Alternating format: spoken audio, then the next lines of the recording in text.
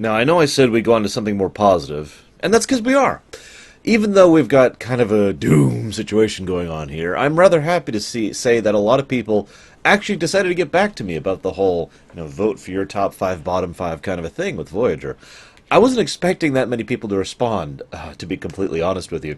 In fact, when I was sitting down and recording the previous stuff with my bottom five and my top five and my, special mentions, I did all of that about a week ago from my perspective. And when I had done that, nobody had voted. I'd gotten like 3 people in, and so I'm like, okay, whatever. I'll just sit down, start splicing together and editing all of that stuff and all that footage. And when that's done, we'll see if people have voted in. Well, a lot of you have weighed in. So let's go ahead and talk about the Lorewalkers, that's you guys, bottom 48. Yes, that's right. You guys voted separately amongst all the people who are all voting for either 5 or less episodes to be in the bottom 5. Voted for 48 individual, indistinct, separate episodes. For a while there, I was worried we wouldn't have a bottom 5 because so many people kept voting for different episodes. However, a few did sift their way to the top. So, without further ado, let's look at the 23 who all got 1 vote each. So, in other words, every single one of these ones, only one person voted for them. These include, in no particular order, Alice, an episode in which a AI helm shuttle thing takes control of Tom Paris in order to turn him into a horrible person around his friends and his loved one. Heroes and Demons, an episode in which the Doctor decides... Wait, hang on, Heroes and Demons?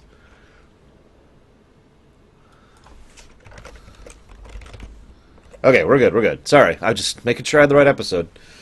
Heroes and Demons, an episode in which the Doctor decides to have his first adventure on the holodeck by fighting Beowulf, which turns out to be light-based energy beings from a star they accidentally captured, and then they have to get Kim back, and also Freya dies for some reason. Basics. Basics is the episode in which I've actually already mentioned, I believe, at this point, in which the Kazon manage a lengthy and frankly stupid but nevertheless complicated plan that allows them to take control of Voyager and strand the Voyager crew on a planet which they have to make peace with the local natives in order to fight against the terrain of the place. And also there's the freaking lava scene, and then Suter dies, and that sucks, and Seska dies, and that sucks, but it's okay because at least new people are in charge of the show now.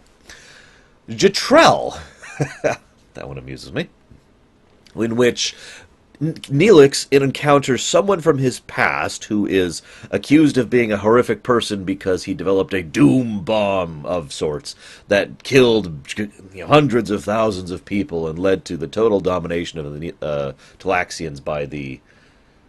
I don't even remember the names. Scientific Method, the episode in which I have trouble summarizing it because it was so damn boring. It's the one where a bunch of people are like, we're going to experiment on you because we have perfect cloaks and can literally do surgical alterations on you without being detected.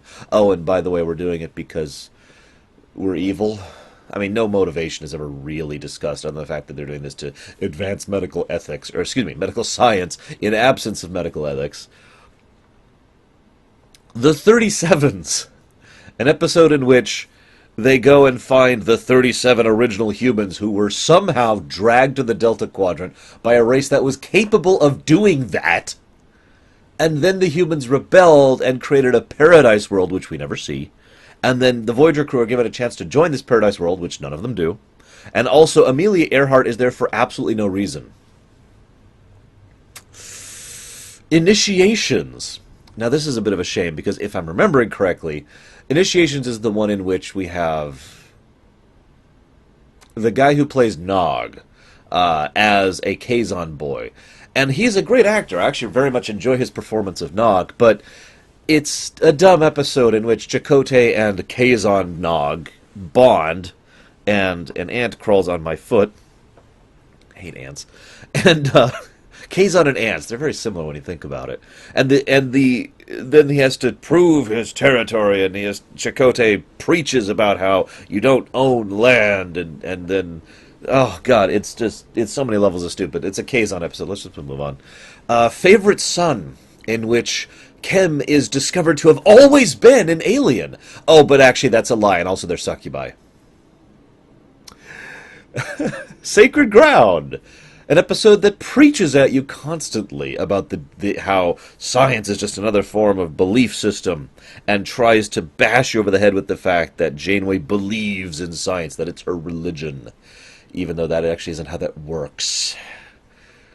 Non Sequitur, in which Harry Kim, I'm sensing a trend here, decides to go, ends up through a time-space bubble whatcha-fig back on Earth in an alternate timeline in which everything is actually perfect for him, and he is universally upset about it, so he tries to get back to his time, and, I don't even know what else to add about that, so moving on. Ex Post Facto. What the hell is Ex Post Facto? I don't even remember that episode. Wait, is that the stupid one? I'm really prepped for this, guys, can't you tell? Ex Post Facto. This is the stupid one! I was right! Ex Post Facto, in which Tom Paris gets accused of a murder, but it's actually just a ploy in order to smuggle weapons to one of the other sides of an intervening conflict. And I know that sounds interesting and engaging, but trust me, it isn't. No offense to LeVar Burton, who directed that episode, but, False Prophets. The episode in which those Ferengi from all the way back in old season 2 or 3, I forget actually, TNG come back, and they're living up the high life by proclaiming themselves to be great destined honorific prophets of these belligerent people, and are just abusing and controlling them as much as they can, and Voyager must stop these people at all costs. Also unique for being one of only 2 Ferengi episodes in Voyager. Waking Moments, the episode which I think I've already mentioned at this point, where the bad guys are like, we want to take over Voyager, so we will force all of you to sleep. That sounds a lot like Rick Berman, actually, now that I think about it. The Voyager Conspiracy, in which Seven generates way too much information, so her brain starts forcing patterns out of the meaningless nonsense, and leads her to think that everyone is against everyone else, and also, who would be interested in that? Hitler! That I hope at least some of you get that joke.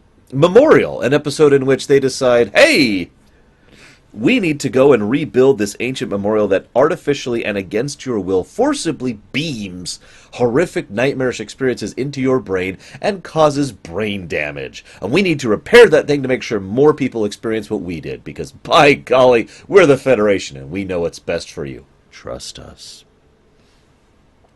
Prophecy. Really? Prophecy? Prophecy is a much later episode in which they encounter some Klingons in the Delta Quadrant that's actually a generational ship.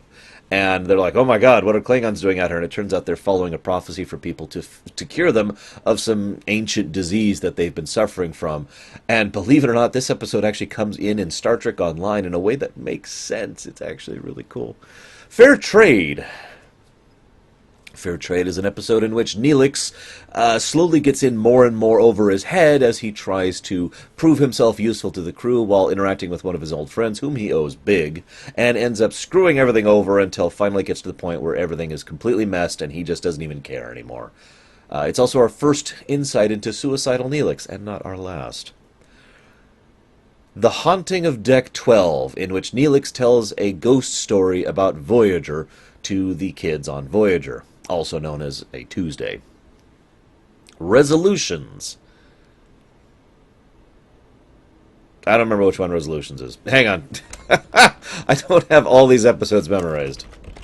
At least not the, Oh my god, Resolutions. Resolutions is the episode in which Janeway and Chakotay are abandoned on a peaceful planet because they have some kind of mega virus, and the rest of the crew flings themselves on their own phasers in grief at the thought that they have left behind their beloved Janeway. Oh my god. Oh, that's also the episode where they tried to tease at the Chakotay and Janeway romance that never actually went anywhere. Caretaker. I remember Caretaker. And that's the premiere. That's the one where Voyager as well as a Maquis ship and a few other ships, are dragged a bagrillion light years by a super advanced life form in order to try and desperately find a compatible species, because only family can be trusted, apparently.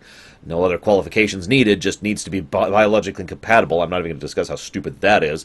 And we're introduced to the Kazon, the Ocampa, and a bunch of other stupid stuff. Oh, and I forgot.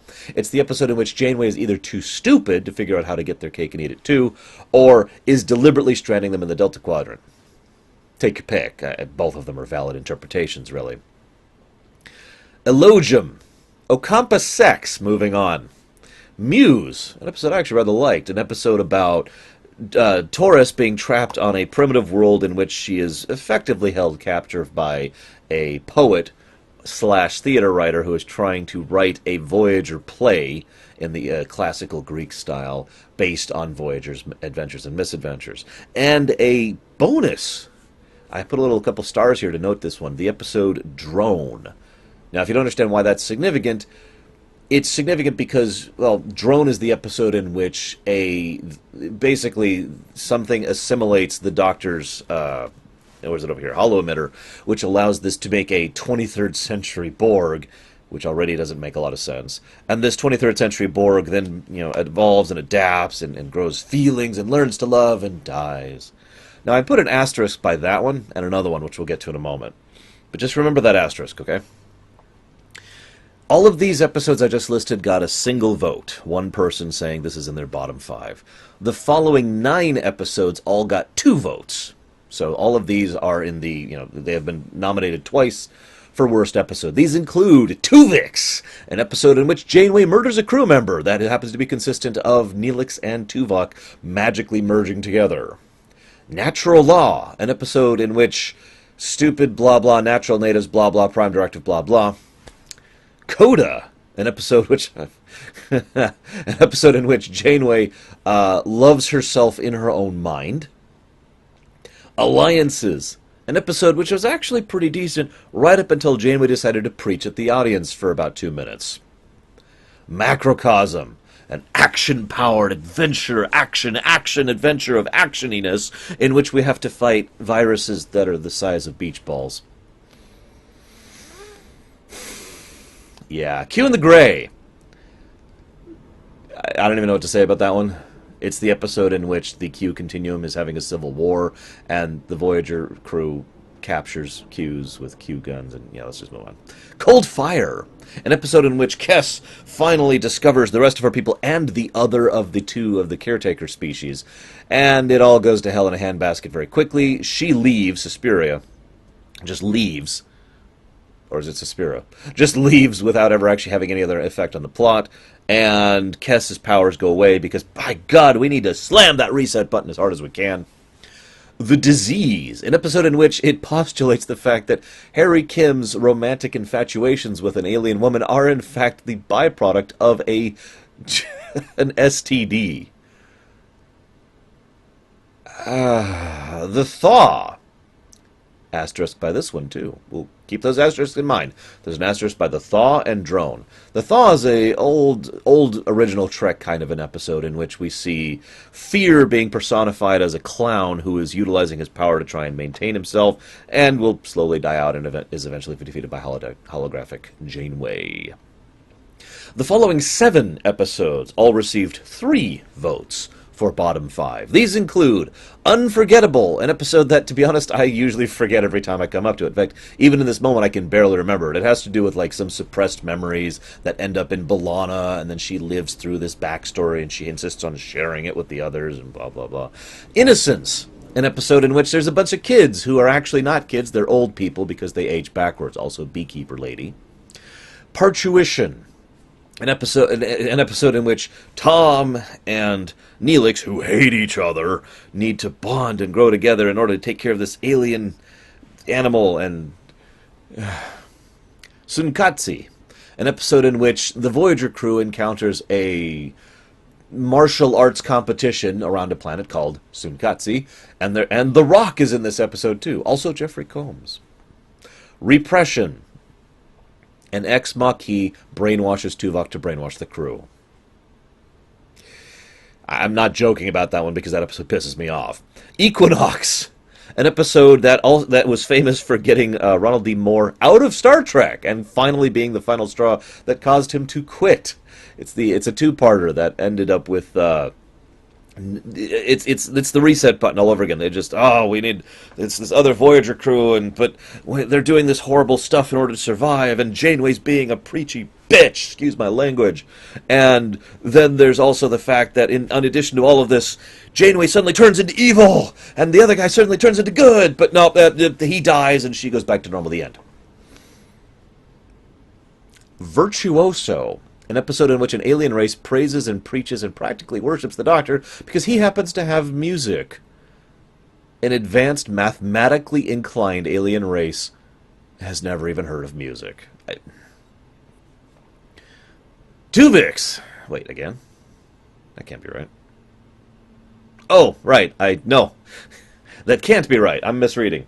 I am super prepared today, let me tell you guys. Holy crap. So that's all the ones that got 3 votes. Sorry. Let's look at the ones that got 4 votes for bottom 5. We're still not actually at the bottom 5. All of these include 1159, an episode set in a bookstore with one of Janeway's ancestors, who happens to be played by Kate Mulgrew as well. Not much else to say there. I mean, I do give Kate Mulgrew credit. She actually did a good part of the job, but it wasn't like, okay, and? So, it's like saying she did a good job as playing the mistress in the Elizabethan holodeck novel thing they kept doing in the early seasons. It's true, but it doesn't mean it adds much to the show. Tattoo, an offensive episode, which is also stupid. Endgame, the arguably worst series finale. The only reason I say arguably is because I still stridently believe that To Boldly Go, or whatever the hell it's called, the end of Enterprise doesn't really count because of reasons I'll get to eventually. Those are the 3 that got 4 votes. Now let's actually get to it. For realsies now. We're actually going to talk about these. We have 6 that ended up. We had 2 that were tied for 5, and then 1 got 4th, 1 got 3rd, 1 got 2nd, and 1 got 1st. So coming in at 5 votes for the bottom 5, Fairhaven. Fairhaven, an episode in which we go to a holographic recreation of a significant caricaturization / stereotype of some area. I'm not even going to go into it. Not even. Which also happens to include stupidity and the wrong argument. Also tied with 5 votes for the 5 worst Voyager episode, according to the Lorewalkers, Spirit Folk, the other episode about those damn people on that damn holodeck thing. Also, they managed to hypnotize the Doctor. That's a plus. And Sullivan comes onto the bridge because, that's how that works. Coming in at number 4 for the bottom 5 by the Lorewalkers is Fury with 6 votes.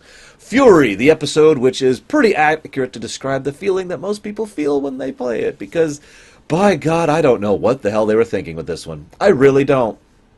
After all this time, I look at this and I'm just like, why? To this day, I don't understand why they made this episode. Coming in at number 3 with 7 votes by the Lorewalkers, we have Unimatrix Zero. The episode in which they took what was going to be a civil war amongst the Borg plot and turned it into 7 finds an ex-lover, and also there's this paradise that exists in a sub-dimension within the collective. Oh, and also the Borg Queen is apparently incredibly stupid. Who knew? Coming in at number 2 by the Lorewalkers with 8 votes, The Fight. An episode about Chakotay trying to interact with aliens who are altering his brain so they can communicate through him in order to properly get Voyager crew out of their space, and also boxing. Because Chakotay's always been a boxer, don't you know? And finally, to absolutely no one's surprise, the number 1 worst episode, according to the Lorewalkers, with 11 votes, we've got Threshold. Because Threshold. What can I even say about this episode? I mean, I feel like I just talked about this episode. It's the episode in which they go infinite velocity as a secondary plot event to Tom Paris dying and coming back from the dead on his own in order to evolve further into a de-evolution of lit salamander people in order to have sex with Janeway, and then it's all over. Bam. Yeah! Why don't we switch scenes here a little bit? And let's go ahead and talk about something a little more positive, shall we? Because we also got some votes from you guys, the Lorewalkers, for the top 49 episodes of Voyager. Yes, you guys actually nominated 49 separate individual episodes for the top 5. So let's go ahead and see what you got. 26 of these all got a single vote, which happened to include Pathfinder, the episode in which Reginald Barclay makes a return. The Pathfinder project finally comes to the forefront, and we start to finally have a second overall arc for Voyager, other than will they get home again? This one being them communicating back with Earth. Critical Care, an episode in which the Doctor has to deal with limited resources and a true ethical dilemma, which is somewhat marred by the episode itself, admittedly, and ends up moving forward and evolving further as an individual. Flashback, an episode which involves a flashback about the the Excelsior, excuse me, not the Enterprise B. They're both Excelsior class, what do you want from me? In which we see George Takei and everyone else, including Grace Whitney and the two whose names I don't remember, and get some good nostalgia. Lifeline, the episode in which the Doctor goes back and has to save Zimmerman's life from a horrific disease that no one else can cure. Also some great character moments from Barclay, from Marina Sirtis, and from, I don't know her name, but the actress who plays the Haley hologram. Great stuff, great stuff. Projections. Projections is the episode in which the Doctor... It's actually the first episode in which Dwight Schultz, who plays Reginald Barclay, ends up on Voyager, although in this case it's just a hologram of him, in which the Doctor is effectively being tempted by his own delusions as he created a cycle feedback amongst his own programming. Good episode, good character moment. Faces, an episode in which B'Elanna Torres is split into two halves of herself. And both halves are still her, and it's still awesome, and it's still fun. It's also kind of gross, but it also is probably one of the best insights into the Vidian culture we ever get. The Omega Directive, the episode in which they find and introduce the Omega Particle to the Star Trek universe, something that would become a major plot point over in Star Trek Online. The Omega Directive, because we wanted it to sound cool. Eye of the Needle, early episode in which they try to interact back with the Alpha Beta Quadrant and succeed in doing so with a Romulan gentleman who does a great job as a guest star and is generally an overall positive episode. The only downer being the fact that, unfortunately, he was actually from the past, not the present. Whoops! Renaissance Man, a otherwise fantastic episode really emphasizing the Doctor and his character arc and tons of stuff that he does properly. A very intelligent, very well-presented episode, which just kind of is aggravating because it has nothing to do with anything. It also happens to be the episode right before Endgame for no perceivable reason. I lost my place. Worst case scenario, the episode in which Holodeck Seska manages to capture the real-life crew members and torment them 3 years after she frickin' died. Or it wasn't 3 years. It was a while after she died. And it was good to see Seska back, and of course it was a great chance to see the characters interacting with each other in somewhat unusual manner, but still having character moments rise to the surface there. Imperfection, an episode in which Seven and... Oh god, I suddenly can't think of his name. Borg Kid! I can't think of his name. I can't think of his name. Oh my god, I am so terrible. I'm going to think of it before I even look it up. What do you want about? Nope. I'm just going to come here and find... Icheb! That's his frickin' name! An episode in which Seven and Icheb both face difficulties with being an ex-drone, and Icheb basically sacrifices one of his own parts in insisting that Seven is forced to take it in order to save her life. Also talks a great deal about the ideals of compassion and helping others. Some good stuff there. Unity! I've actually talked about Unity several times. Unity is the episode in which we see a nice, habitable, wonderful, life-filled people who try to become a new Borg collective because they think it's a good thing. And they end up taking a Borg ship and leaving. That's never going to bite us in the ass. Latent Image. Latent Image? Really? Hang on. That can't be the episode I'm thinking of. This is the most professional Voyager video in the universe. No, that is the episode. Okay. Latent, you can tell I've gone over this list before now. Latent Image is the episode in which the Doctor finds out that his memories have been tampered with because he made a choice that caused a feedback loop between his ethical subroutines and his doctor's training, his actual primary programming function. Because he chose someone to die for what amounts to no reason, and it caused him to effectively lose it. Yeah. Repentance. an episode which discusses the possibility that criminal behavior, or at least extreme criminal behavior, might actually be a chemical disease and ends up curing someone so that he becomes a better person and still accepts the fact that he has to die. And it's a really powerful and terrifying episode in many different ways. Before and After, an episode in which, it's basically the last Kes episode, really. An episode in which Kes ends up in the future but can't remember anything, and this kind of keeps going slowly more and more and more back into the past, and we see some hint of what would eventually become the Year of Hell. Also kind of cruel, given it was one of the last Kes episodes, and it also showed her having a wonderful, fulfilling, happy life, given what ends up happening to her. Fury, excuse me. Alter Ego? I don't know so many of these episodes. Hang on, what's Alter Ego? Let's just look it up. Let's just keep all this in. I'm not going to edit any of this out. I'm just going to keep doing this. Ah, yes, Alter Ego. The episode in which a holographic character shows up and is somehow more engaging and interesting than a holographic character should be. And rather than this being some kind of commentary on holographic situations or romances or the possibility of connection between something that is inanimate, instead it turns out she's a real person all along. She just happens to be a really lonely real person who is fixated on Tuvok and ends up actually dragging him to her base and blah, blah, blah, blah, blah. Moving on. Lineage. Lineage is a very powerful episode which is about Taurus and her baby. I'm looking that up just to make sure I'm actually right about that. Yes, I am absolutely correct, because Taurus starts to uncover some of the horrible, traumatic experiences that she herself had when she was a child, and the fact that she basically drove her own father away because she was part Klingon, and she doesn't want her own child to have to do with that. It's pretty unpleasant. Warlord! An episode in which Kes gets taken over by a warlord. There's actually not a lot to say about that episode other than the fact that it really offered her some chances to really stretch out her acting chops, and there's some great directing choices in the episode. Really fun stuff. I really enjoyed it. Barge of the Dead, an episode in which Taurus has to examine who and what she really is as an individual, and comes to grips with the fact that she's been trying to please other people her entire life without actually trying to discover who she actually is. Very strong stuff. Also written to be a Worf episode, but that doesn't change the fact that it's a great Taurus episode. Workforce. An episode, or episodes I should say, in which the Doctor gets to really stretch a bit, Kim gets to stretch a bit, we get to see the people acting as themselves in different circumstances, and also somehow there's a workforce shortage, despite being a high advanced scientific society. I don't know, it's still a good episode, I still love it. Someone to Watch Over Me, an episode in which the Doctor falls in love with Seven. They never do anything really else with that, but, you know, the Doctor does fall in love with Seven, so that's nice. The episode Displaced. I'm going to look this one up, too. You guys are just picking all sorts of episodes. I'm not sure what they are.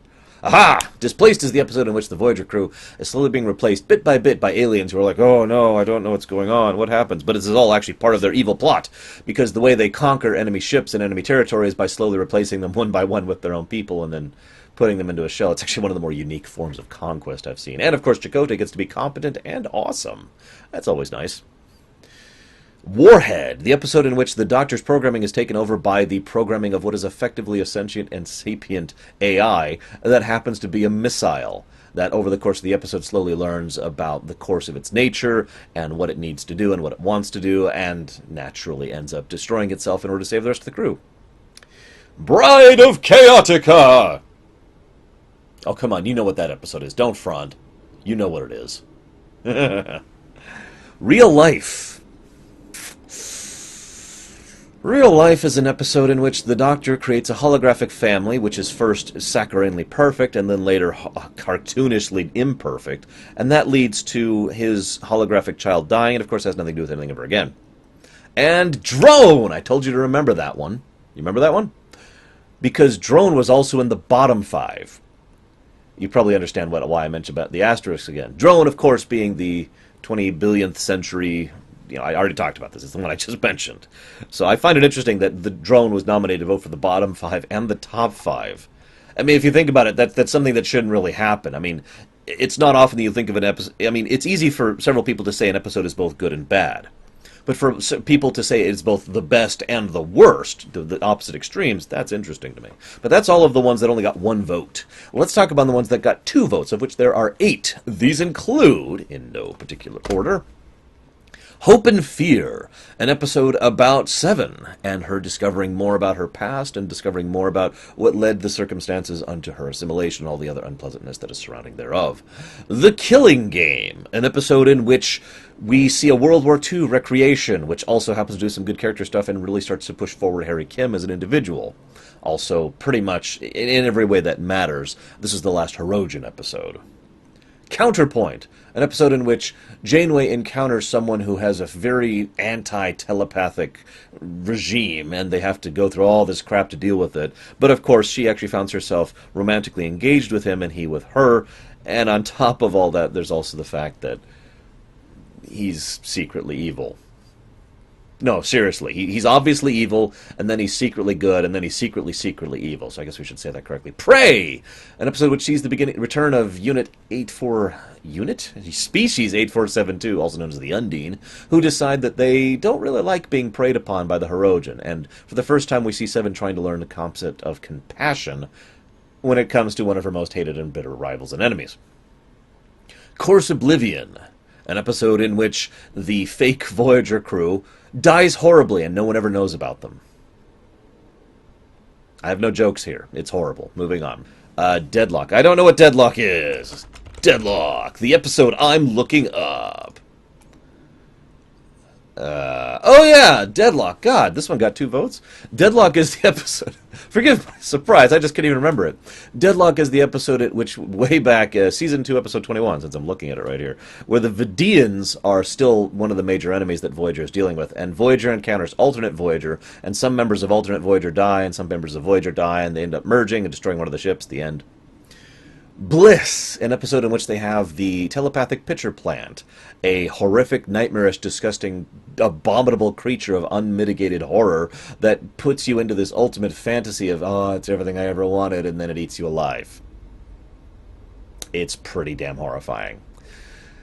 The following episodes all got 4 votes for the top 5, of which there are 6. These include Tinker, Tenor, Dr. Spy, an excellent episode in which the Doctor's imagination starts to run a little wild, although it's not quite his fault because the hierarchy is kind of behind it, and also he gets to save the day for real, and we get some good character moments.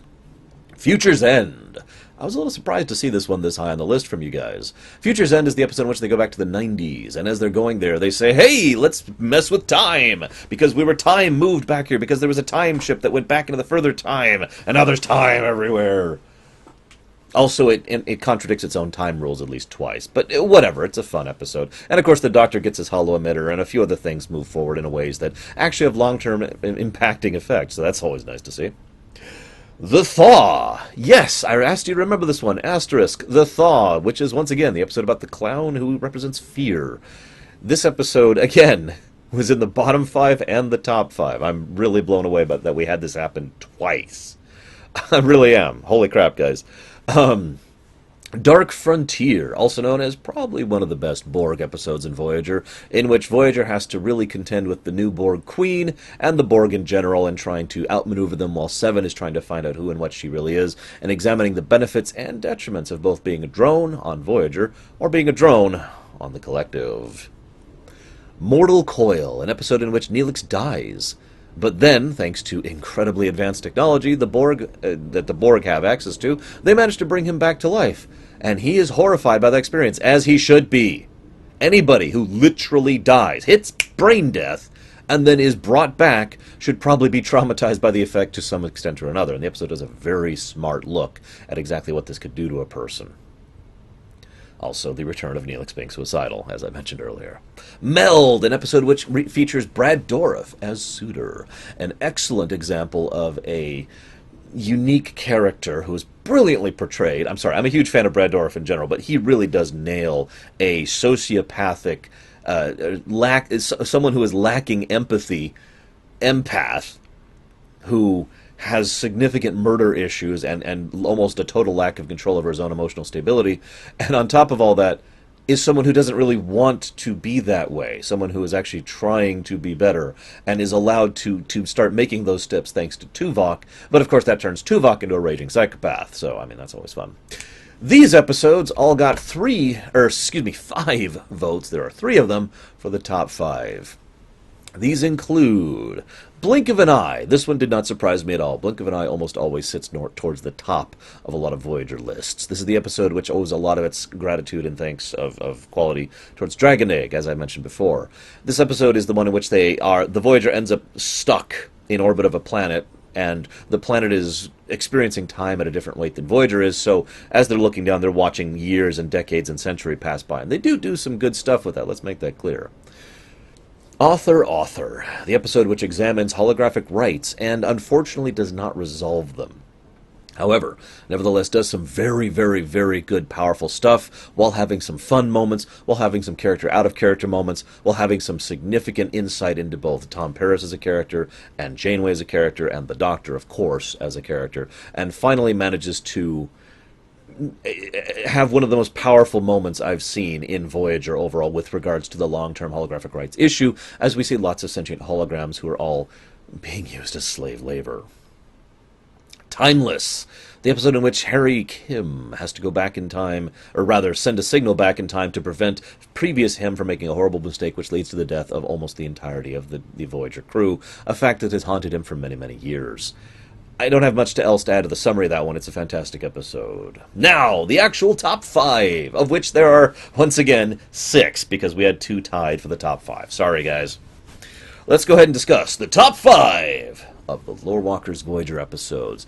Coming in at tied for 5, we have Death Wish, the episode in which Q and Quinn examine the reality of what it means to be a Q, really diverge into what it is to see the Q continuum from at least 3 different perspectives that we get to perceive, as well as examines the realities of consequence and discuss what could and should and might happen under the right and different circumstances. Also directly leads to the Q War, so that's always nice. Also coming in at tied for number 5. This one I thought was going to win because it just kept getting nominated over and over and over. Year of Hell. The episode that should have been a season-long episode as opposed to a 2-episode-long episode. Year of Hell has to do with consequences, significance of events, examining the true nature of Voyager being truly without resources and having to barely struggle on time and time again as they're belligered and barely fight against an enemy that's actually very intelligently designed, and also the time ripple thing, which is actually, with a couple of exceptions, fairly logical in the way it actually functions. And, of course, wonderful guest performance for Anarax. Coming in, tied, right, another tie for 3rd place here. We have, because both of these episodes received 7 nominations, we have Distant Origin. I gotta be honest, I was astonished this one was so high up on your guys' list. Distant Origin is the episode that introduced us to the Voth, and also said goodbye to the Voth. We never see the Voth again, except in Star Trek Online, where they're awesome. So, Distant Origin is a very smart, very well-designed episode that doesn't end in a pat manner, and approaches a true dilemma and a very well-fleshed-out cultural species with great guest performances. It just hits every note. It just shines everywhere. Also tied for 3rd best with 7 votes for it, we have Message in a Bottle, the episode in which the Doctor goes back and interacts with the Mark II hologram, and the two of them interact on a Prometheus ship, which is a fantastic ship in Star Trek Online, by the way, and end up defeating some Romulans and gets our very first truly, accurately, no really, connection back to Earth for Voyager. Coming in at number 2 with 8 nominations. Being honest, I was surprised this one was this high on your list as well, guys. Living Witness, the episode in which the Doctor is not in the episode. In fact, nobody is in this episode at all. We have holographic recreations of the crew, which are fun, silly, interesting, and let them stretch. We have a holographic duplicate of the Doctor, who preaches about the situation and examines multiple separate issues, which are all significant. I'm not going to talk about it. It's hard to summarize. It hits a lot of points, and it hits them very well. And number 1, voted best Voyager episode by all the Lorewalkers, by everyone there out here, with a whopping 10 nominations for the number 1 slot. We have Scorpion.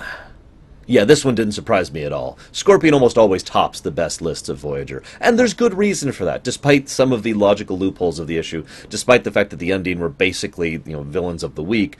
Scorpion did a lot very well. Some good character moments. Some good... It didn't just introduce the Borg and say, we are the Borg and we are the focus of the episode. If you remember, all the good Borg episodes haven't done that.